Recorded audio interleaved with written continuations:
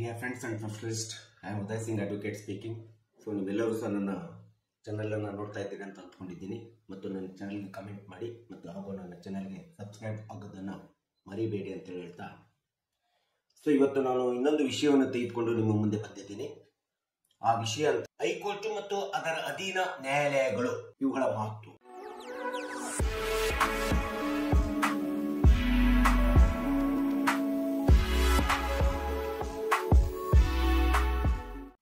ಇವತ್ತಿನ ಈ ದೇಶದ ನ್ಯಾಯಾಂಗದ ವ್ಯವಸ್ಥೆ ಒಳಗಡೆ ಹೈಕೋರ್ಟ್ ಇರಬಹುದು ಮತ್ತು ಅದರ ಅಧೀನ ನ್ಯಾಯಾಲಯಗಳು ಸಬಾರ್ಡಿನೇಟ್ಸ್ ಕೋರ್ಟ್ಸ್ ಅಂತ ಹೇಳ್ತೀವಿ. ಇವು ಅತಿ ಪ್ರಮುಖವಾದಂತಹ ಮಹತ್ವಪೂರ್ಣವಾದಂತಹ ಪ್ರಾಮುಖ್ಯತೆಯನ್ನ ನಿರ್ವಹಣೆ ಮಾಡ್ತವೆ ಇವತ್ತಿನ ಈ ದೇಶದ ನ್ಯಾಯಾಂಗದ ವ್ಯವಸ್ಥೆ.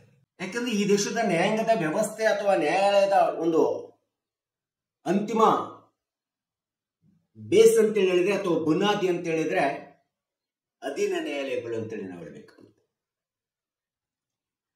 ಸೊ ಇಂಥ ಒಂದು ಅಧೀನ ನ್ಯಾಯಾಲಯಗಳು ಅಂತಂದ್ರೆ ಮೊಟ್ಟ ಮೊದಲನೇದಾಗಿ ಜಿಲ್ಲಾ ಸತ್ರ ನ್ಯಾಯಾಲಯ ಇರಬಹುದು ಮತ್ತು ಜಿಲ್ಲೆಯಲ್ಲಿ ಬರ್ತಕ್ಕಂಥ ಸೀನಿಯರ್ ಸಿವಿಲ್ ಜಡ್ಜ್ ನ್ಯಾಯಾಲಯ ಇರಬಹುದು ಮತ್ತು ಜೆಎಂಎಫ್ಸಿ ಪ್ರಿನ್ಸಿಪಲ್ಸ್ ಸಿವಿಲ್ ಜಡ್ಜ್ ನ್ಯಾಯಾಲಯ ಇರಬಹುದು, ಅಡಿಷನಲ್ ಜೆಎಂಎಫ್ಸಿ ಕೋರ್ಟ್ ಇರಬಹುದು, ಪೋಕ್ಸೋ ಕೋರ್ಟ್ ಇರಬಹುದು ಮತ್ತು ಫ್ಯಾಮಿಲಿ ಕೋರ್ಟ್ ಇರಬಹುದು.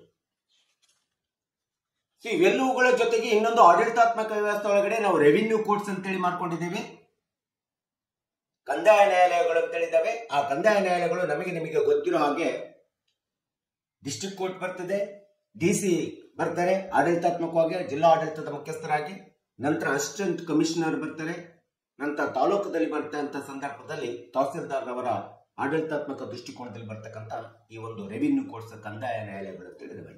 ಒಟ್ಟಾರೆ ಅಧೀನ ನ್ಯಾಯಾಲಯಗಳ ವ್ಯವಸ್ಥೆ ಒಳಗಡೆ 3 ವಿಧವಾದಂತ ಮೊಕದ್ದಮೆಗಳನ್ನು ನಾವು ಕಾಣ್ತೀವಿ. ಅದು ಸಿವಿಲ್ ಕೇಸಸ್ ಇರ್ಬೋದು, ಕ್ರಿಮಿನಲ್ ಕೇಸಸ್ ಇರ್ಬೋದು, ರೆವಿನ್ಯೂ ಕೇಸಸ್ ಇರ್ಬೋದು. ಈ 3 ವಿಧವಾದಂತ ಮೊಕದ್ದಮೆಗಳನ್ನ ಅಧೀನ ನ್ಯಾಯಾಲಯಗಳು ತಮ್ಮದೇ ಆದಂತ ನ್ಯಾಯಾಂಗೀಯ ವಿಚಾರಣೆಯನ್ನ ತೀರ್ಪನ್ನು ಕೊಡ್ತಕ್ಕಂಥ ಅಧಿಕಾರವನ್ನ ಹೊಂದಿರುತ್ತೆ. ಇವತ್ತು ಸಿವಿಲ್ ಕೇಸಸ್, ಕ್ರಿಮಿನಲ್ ಕೇಸಸ್ ಅಥವಾ ಇನ್ಯಾವುದೇ ವಿಧವಾದಂತ ರೆವಿನ್ಯೂ ಕೇಸಸ್ಗಳಿರ್ಬೋದು ಅಥವಾ ಫ್ಯಾಮಿಲಿ ಮೊಕದ್ದಮೆಗಳಿರ್ಬೋದು ಅಥವಾ ಇನ್ಯಾವುದೇ ಮಕ್ಕಳ ಲೈಂಗಿಕವಾದಂತ ವಿಷಯಕ್ಕೆ ಸಂಬಂಧಪಟ್ಟಂತ ಮೊಕದ್ದಮೆಗಳು ಪೋಕ್ಸೋ ಕೋರ್ಟ್ ಅಂತ ಹೇಳ್ತೀವಿ.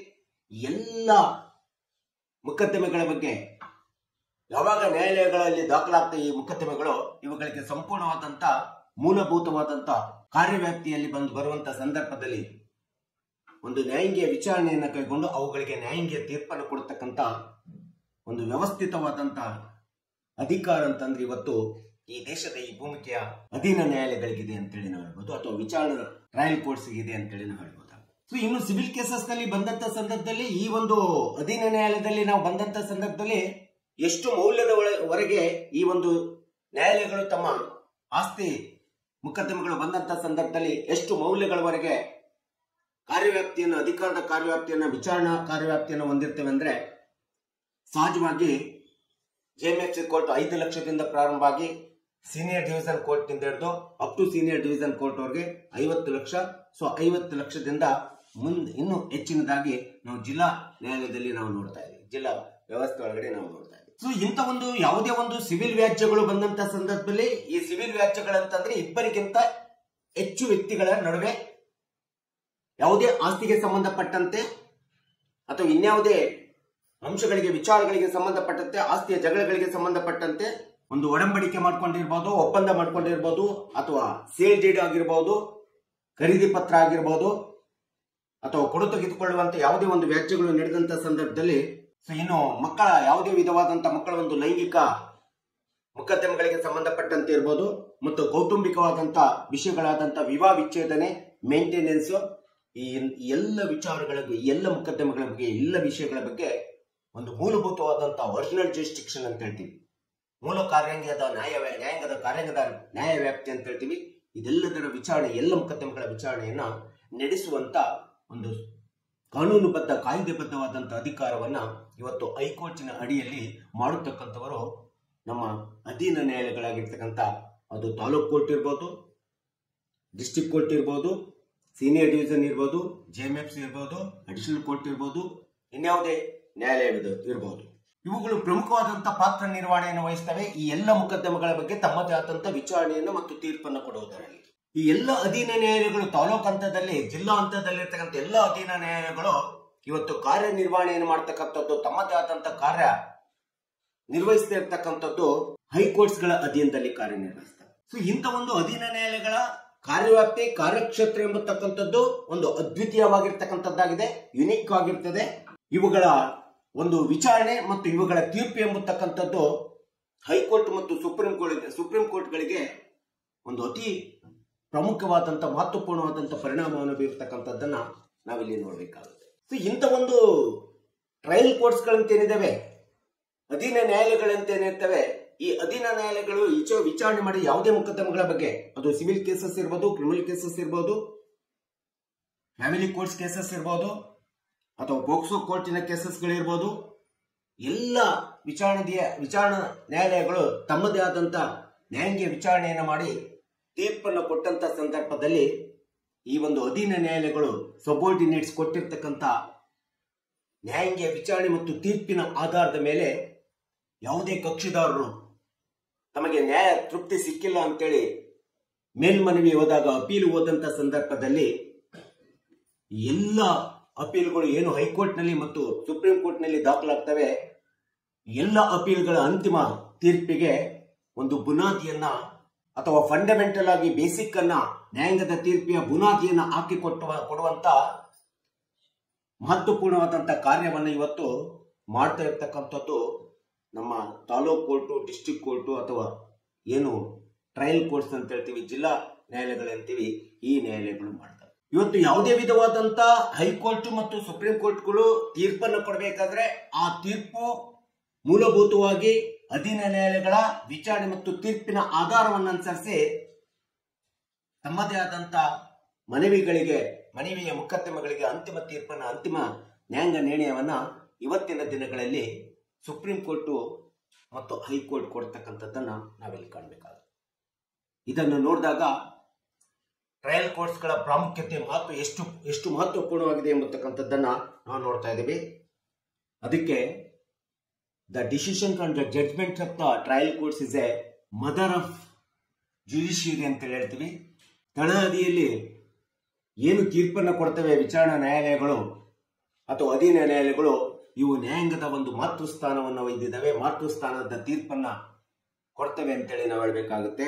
ಸೊ ಈ ಒಂದು ದೇಶದ ಜನಾಂಗ, ಸಮುದಾಯ, ಭೂಮಿಕೆ, ಹಳ್ಳಿಗಳಿರ್ಬೋದು, ಪಟ್ಟಣ ಇರ್ಬೋದು, ನಗರ ಇರ್ಬೋದು, ತಾಲೂಕು ಇರ್ಬೋದು, ಜಿಲ್ಲೆ ಇರ್ಬೋದು, ಎಲ್ಲ ಒಂದು ದೇಶದ ಭೂಮಿಕೆಯ ನ್ಯಾಯಾಂಗದ ಮೂಲ ವ್ಯಾಪ್ತಿ ಅಂತೇನಿದೆ, ಈ ಒಂದು ನ್ಯಾಯಾಂಗದ ಮೂಲ ವ್ಯಾಪ್ತಿಯ ತೀರ್ಪುಗಳನ್ನ ಕೊಡುವಂತ ಅಧಿಕಾರ ಅಧೀನ ನ್ಯಾಯಾಲಯಗಳಿಗಿದೆ. ಮತ್ತು ಈ ಒಂದು ವಿಚಾರಣಾ ನ್ಯಾಯಾಲಯಗಳು, ಅಧೀನ ನ್ಯಾಯಾಲಯಗಳು ಏನು ತೀರ್ಪನ್ನು ಕೊಡ್ತವೆ, ಇವು ಕೊಟ್ಟಂತ ತೀರ್ಪು ಒಂದು ಕುಟುಂಬ, ಒಂದು ಸಮುದಾಯ, ಒಂದು ಜನಾಂಗ ಮತ್ತು ಒಂದು ಸಮಾಜ, ಒಂದು ರಾಷ್ಟ್ರ, ದೇಶದ ದಿಕ್ಕನ್ನೇ ಬದಲಾಯಿಸುವಂತ ತೀರ್ಪುಗಳಾಗಿರ್ತವೆ ಎಂಬತಕ್ಕಂಥದ್ದನ್ನ ನಾವು ಮರಿಬೇಕಾಗಿದೆ. ಈ ಹಿನ್ನೆಲೆಯಲ್ಲಿ ನೋಡಿದಾಗ ಅಧೀನ ನ್ಯಾಯಾಲಯಗಳಲ್ಲಿ ಕಾರ್ಯನಿರ್ವಹಣೆ ಮಾಡುವಂತ ನಮ್ಮಂತ ವಕೀಲರುಗಳಿರ್ಬೋದು ಮತ್ತು ಈ ಎಲ್ಲಾ ಹಂತದಲ್ಲಿರ್ತಕ್ಕಂಥ ನ್ಯಾಯಾಲಯದ ನ್ಯಾಯಾಧೀಶರುಗಳೇನಿದ್ದಾರೆ, ನಾವುಗಳು ಮತ್ತು ಎಲ್ಲ ನ್ಯಾಯಾಧೀಶರುಗಳು ಯಾವುದೇ ವಿಧವಾದಂತ ರಾಜಕೀಯ ಪ್ರಭಾವಕ್ಕಾಗಲಿ, ಹಣ ಆಮಿಷಗಳ ಪ್ರಭಾವಕ್ಕಾಗಲಿ ಅಥವಾ ಇನ್ಯಾವುದೇ favouritism, red tapism, rampantism, corruption, influence, undue influence ಇದ್ಯಾವುಗಳಿಗೂ ಸಹ ಒಳಗಾಗದೆ ನಮ್ಮದೇ ಆದಂತ ಅಥವಾ ನ್ಯಾಯಾಧೀಶರುಗಳು ತಮ್ಮದೇ ಆದಂತ ಬುದ್ಧಿ ಮತ್ತು ಕಾನೂನಿನ ವ್ಯಾಪ್ತಿ ಒಳಗಡೆ, ಸಂವಿಧಾನಾತ್ಮಕವಾದಂತ ಕಾನೂನು ಕಾಯ್ದೆಗಳ ವ್ಯಾಪ್ತಿ ಒಳಗಡೆ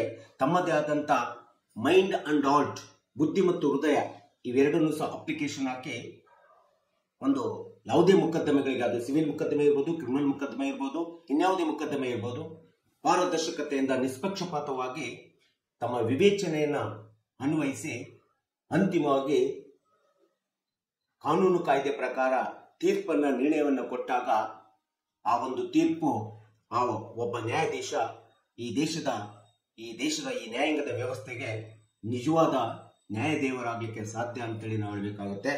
ಸೊ ಈ ರೀತಿಯಾದಂತ ಒಂದು ತೀರ್ಪುಗಳು ಇವತ್ತು ಹೈಕೋರ್ಟ್ ಮತ್ತು ಸುಪ್ರೀಂ ಕೋರ್ಟ್ ಕೊಡ್ತಾ ಇರ್ತಕ್ಕಂಥದ್ದು ಏನು ತೀರ್ಪುಗಳನ್ನು ಕೊಡ್ತಾ ಇದೆ, ಅದಕ್ಕೆ ನಿಜವಾದ ಫಂಡಮೆಂಟಲ್ ಅಥವಾ ಬೇಸಿಕ್ ಜಡ್ಜ್ಮೆಂಟ್ಸ್ ಅಂತಂದ್ರೆ ಅಧೀನ ನ್ಯಾಯಾಲಯಗಳಂತೇಳಿ ನಾವು ಹೇಳಬೇಕಾಗುತ್ತೆ. ಈ ದೇಶದ ಸಂವಿಧಾನ ಮತ್ತು ಕಾನೂನು ಕಾಯ್ದೆಗಳನ್ನ ಸುವ್ಯವಸ್ಥಿತವಾಗಿ ರಕ್ಷಣೆ ಮಾಡಿ ಪ್ರತಿಯೊಬ್ಬ ಕಕ್ಷಿದಾರರಿಗೆ ಯಾವುದೇ ವಿಧವಾದಂತ ಮೂಲತಃ ನ್ಯಾಯಾಂಗದ ವ್ಯವಸ್ಥೆ ಒಳಗಡೆ ಅನ್ಯಾಯವಾಗದಂತೆ ನ್ಯಾಯ ತೀರ್ಪನ್ನು ಕೊಟ್ಟು ಈ ಭೂಮಿಕೆಯ ಈ ದೇಶದ ಕಾನೂನನ್ನ ಕಾಯ್ದೆಗಳನ್ನ ಮತ್ತು ಅನ್ಯಾಯಕ್ಕೆ ಒಳಗಾಗಿ ಬಂದಂತ ವ್ಯಕ್ತಿಗಳ ಸಂರಕ್ಷಣೆ ಮಾಡತಕ್ಕಂತ ರಕ್ಷಿಸುವಂತ ರಕ್ಷಣಾ ಕವಚ ರಕ್ಷಕರೆಂದರೆ ನಿಜವಾಗ್ಲೂ ಹೇಳ್ಬೇಕಾದ್ರೆ ಸಬಾರ್ಡಿನೇಟ್ ಕೋರ್ಟ್ಸ್ ನಲ್ಲಿ ಕಾರ್ಯನಿರ್ವಹಣೆ ಮಾಡತಕ್ಕಂತ ವಕೀಲರುಗಳು ಮತ್ತು ನ್ಯಾಯಾಧೀಶರುಗಳು ಅಂತೇಳಿ ಹೇಳುವುದರಲ್ಲಿ ಎರಡು ಮಾತಿಲ್ಲ. ಇನ್ನು ಈ ಒಂದು ಅಧೀನ ನ್ಯಾಯಾಲಯಗಳಲ್ಲಿ ಕಾರ್ಯನಿರ್ವಹಣೆ ಸಮರ್ಪಕವಾಗಿ ನಿರ್ವಹಣೆ ಆಗ್ಬೇಕಂತಂದ್ರೆ ಅಲ್ಲಿ ಇರ್ತದೆ ಈ ಅಧೀನ ನ್ಯಾಯಾಲಯಗಳಲ್ಲಿ ಕಾರ್ಯನಿರ್ವಹಣೆ ಮಾಡತಕ್ಕಂಥ ಸಿಬ್ಬಂದಿ ವರ್ಗದ ಪಾತ್ರವು ಸಹ ತುಂಬಾ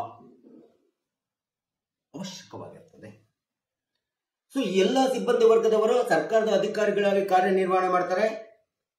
ಅದು ಡಿಸ್ಟ್ರಿಕ್ಟ್ ಗೌರ್ಮೆಂಟ್ ಲೀಡರ್ ಇರ್ಬೋದು, ಅಸಿಸ್ಟೆಂಟ್ ಡಿಸ್ಟ್ರಿಕ್ಟ್ ಗೌರ್ಮೆಂಟ್ ಲೀಡರ್ ಇರ್ಬೋದು, ಪಬ್ಲಿಕ್ ಪ್ರಾಸಿಕ್ಯೂಟರ್ ಇರ್ಬೋದು, ಅಸಿಸ್ಟೆಂಟ್ ಪಬ್ಲಿಕ್ ಪ್ರಾಸಿಕ್ಯೂಟರ್ ಇರ್ಬೋದು, ಜಿಲ್ಲಾ ರಿಜಿಸ್ಟ್ರಾರ್ ಇರ್ಬೋದು, ಶಿರಸ್ತದಾರ್ ಇರ್ಬೋದು, ಮತ್ತು FDIs ಗಳಿರ್ಬೋದು, STA ಇವರೆಲ್ಲರೂ ಸಹ ಈ ಒಂದು ನ್ಯಾಯಾಂಗದ ಮೂಲತವಾದಂತಹ ಕಾರ್ಯವ್ಯಾಪ್ತಿಯ ನ್ಯಾಯಾಂಗದಲ್ಲಿ ನ್ಯಾಯ ನಿರ್ಣಯವನ್ನು ಕಾರ್ಯಗತಗೊಳಿಸುವಲ್ಲಿ ಸಕ್ರಿಯವಾದಂತಹ ಪಾತ್ರ ನಿರ್ವಹಣೆಯನ್ನು ಮಾಡತಕ್ಕಂಥದ್ದನ್ನ ನಾವು ನೋಡ್ತಿದ್ದೀವಿ.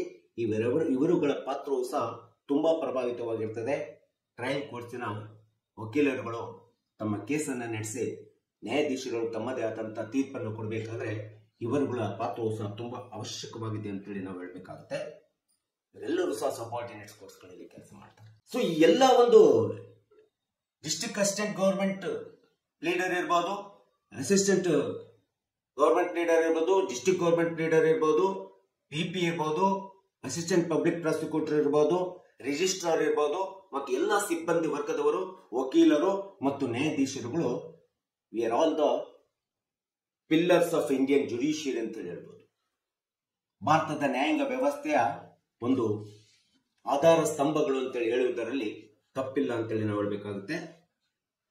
ಇವತ್ತಿನ ದಿನ ಏನು ಹೈಕೋರ್ಟ್ಗಳು ಮತ್ತು ಸುಪ್ರೀಂ ಕೋರ್ಟ್ಗಳು ತಮ್ಮದೇ ಆದಂತ ಲ್ಯಾಂಡ್ ಮಾರ್ಕ್ ಜಡ್ಜ್ಮೆಂಟ್ ಅನ್ನು ಕೊಡ್ತಾ ಇದ್ದಾವೆ, ಅವನ್ನ ನಾವು ಲ್ಯಾಂಡ್ ಮಾರ್ಕ್ ಜಡ್ಜ್ಮೆಂಟ್ ಅಂತೇಳಿ ಏನು ಪ್ರತಿಬಿಂಬಿಸ್ತಾ ಇದ್ದೀವಿ. ಇವತ್ತು ಪ್ರತಿಯೊಂದು ರಾಜ್ಯದ ಹೈಕೋರ್ಟ್ಗಳಿರ್ಬೋದು ಅಥವಾ ಸುಪ್ರೀಂ ಕೋರ್ಟ್ಗಳಿರ್ಬೋದು ತಮ್ಮದೇ ಆದಂತ ಲ್ಯಾಂಡ್ ಮಾರ್ಕ್ ಜಡ್ಜ್ಮೆಂಟ್ ಅನ್ನು ಕೊಡ್ಲಿಕ್ಕೆ ಬೇಸ್ ಅಂತಂದ್ರೆ ಟ್ರಯಲ್ ಕೋರ್ಟ್ಸ್ ಅಥವಾ ಅಧೀನ ನ್ಯಾಯಾಲಯಗಳು ಮಾಡುವಂತ ವಕೀಲರುಗಳ ಮೊಕದ್ದಮೆಯ ಪಾತ್ರ ನಿರ್ವಹಣೆ ಇರ್ತದೆ. ಮತ್ತು ನ್ಯಾಯಾಧೀಶರುಗಳು ಅವರು ಕೊಟ್ಟಿರ್ತಕ್ಕಂಥ ಮೊಕದ್ದಮೆಗಳಿಗೆ ಸಿವಿಲ್ ಇರ್ಬೋದು, ಕ್ರಿಮಿನಲ್ ಇರ್ಬೋದು, ಇನ್ಯಾವುದೇ ಮೊಕದ್ದಮೆಗಳಿಗೆ ಅವರು ಕೊಡುವಂತ ನ್ಯಾಯ ನಿರ್ಣಯವು ಸಹ ತುಂಬಾ ಪ್ರಮುಖವಾದಂತಹ ಪಾತ್ರ ನಿರ್ವಹಣೆ ಮಾಡ್ತಕ್ಕಂಥದ್ದನ್ನ ನಾವು ನೋಡ್ತಿದ್ದೀವಿ. ಸೊ ಇವತ್ತು ಎಲ್ಲ ಲ್ಯಾಂಡ್ ಮಾರ್ಕ್ ಜಡ್ಜ್ಮೆಂಟ್ಗಳಿಗೆ ಸುಪ್ರೀಂ ಕೋರ್ಟ್ ಮತ್ತು ಹೈಕೋರ್ಟಿನ ಲ್ಯಾಂಡ್ ಮಾರ್ಕ್ ಜಡ್ಜ್ಮೆಂಟ್ಗಳಿಗೆ ಬೇಸ್ ಜಡ್ಜ್ಮೆಂಟ್ ಅಂತಂದ್ರೆ, ಬೇಸ್ ತೀರ್ಪು ಅಂತಂದ್ರೆ ಅಧೀನ ನ್ಯಾಯಾಲಯದಲ್ಲಿ ಕೊಡುವಂತ ನ್ಯಾಯಾಧೀಶರುಗಳೇ ತೀರ್ಪೆ ಶ್ರೇಷ್ಠ ಅಂತೇಳಿ ನಾವು ಹೇಳ್ಬೇಕಾಗುತ್ತೆ. ಇದೇ ಕಾರಣ ಆಗಿರ್ತದೆ. ಅದಕ್ಕೆ ಹೇಳ್ತಾರೆ, the heaven of the judgement established by the subordinate courts and its judges and its eminent excellent lawyers of the advocates ಅಂತೇಳಿ ಹೇಳೋದ್ರಲ್ಲಿ ತಪ್ಪಾಗಲಾರ್ದು ಅಂತೇಳಿ ಹೇಳ್ತಾ, ಸೊ ಇವತ್ತು ಈ ರೀತಿಯಾದಂತಹ ಒಂದು ಅತಿ ಪ್ರಮುಖವಾದಂತಹ ಪ್ರಾಮುಖ್ಯತೆಯನ್ನ ಮಹತ್ವಪೂರ್ಣವಾದಂತ ಮೂಲತಃ ನ್ಯಾಯಾಂಗದ ಕಾರ್ಯವ್ಯಾಪ್ತಿ, ಈ ದೇಶದ ಭೂಮಿಕೆಯ ನ್ಯಾಯಾಂಗದ ಕಾರ್ಯವ್ಯಾಪ್ತಿಯನ್ನ ನಿರ್ವಹಣೆ ಮಾಡುವುದರಲ್ಲಿ ಹೈಕೋರ್ಟ್ಸ್ಗಳ ಜೊತೆಗೆ ಅದರ ಅಧೀನದಲ್ಲಿ ಕೆಲಸ ಮಾಡತಕ್ಕಂಥ ಸಬಾರ್ಡಿನೇಟ್ಸ್ ಕೋರ್ಟ್ಸ್ಗಳು ತಮ್ಮದೇ ಆದಂತ ಪ್ರಮುಖವಾದಂತಹ ಪಾತ್ರ ನಿರ್ವಹಣೆಯನ್ನು ಮಾಡ್ತೇವೆ ಎಂಬುದರಲ್ಲಿ ಎರಡಿಲ್ಲ ಅಂತ ಹೇಳ್ತಾ, ಸೊ ಈ ರೀತಿಯಾದಂಥ ಅಂಶ ನಮಗೆ ಇವತ್ತು ಅಧೀನ ನ್ಯಾಯಾಲಯಗಳು ಎಷ್ಟು ಮಹತ್ವಪೂರ್ಣವಾಗಿವೆ ಎಂಬತಕ್ಕಂಥದ್ದನ್ನ ನಾವುಗಳು ಮತ್ತು ಸಾರ್ವಜನಿಕರಿಗೆ ಗೊತ್ತಾಗಬೇಕು ಎಂಬತಕ್ಕಂಥ ಹಿನ್ನೆಲೆಯನ್ನು ಇಟ್ಕೊಂಡು ಈ ವಿಡಿಯೋನ ಹೇಳಿದ್ದೀನಿ. ದಯವಿಟ್ಟು ಈ ವಿಡಿಯೋ ನಿಮಗೆಲ್ಲರಿಗೂ ಸಹ ಇಷ್ಟ ಆಗಿದ್ರೆ ಶೇರ್ ಮಾಡಿ, ಲೈಕ್ ಮಾಡಿ ಮತ್ತು ನನ್ನ ವಿಡಿಯೋಗೆ ಸಬ್ಸ್ಕ್ರೈಬ್ ಆಗೋದನ್ನು ಮರಿಬೇಡಿ ಅಂತ ಹೇಳ್ತಾ, ಸೊ ಇವತ್ತಿನ ವಿಡಿಯೋಕ್ಕೆ ವಿರಾಮವನ್ನು ಹೇಳ್ತೀನಿ. ಸೊ ಇನ್ನೊಂದು ವಿಷಯವನ್ನು ತೆಗೆದುಕೊಂಡು ನಾನು ನಿಮ್ಮ ಮುಂದೆ ಬರ್ತೀನಿ.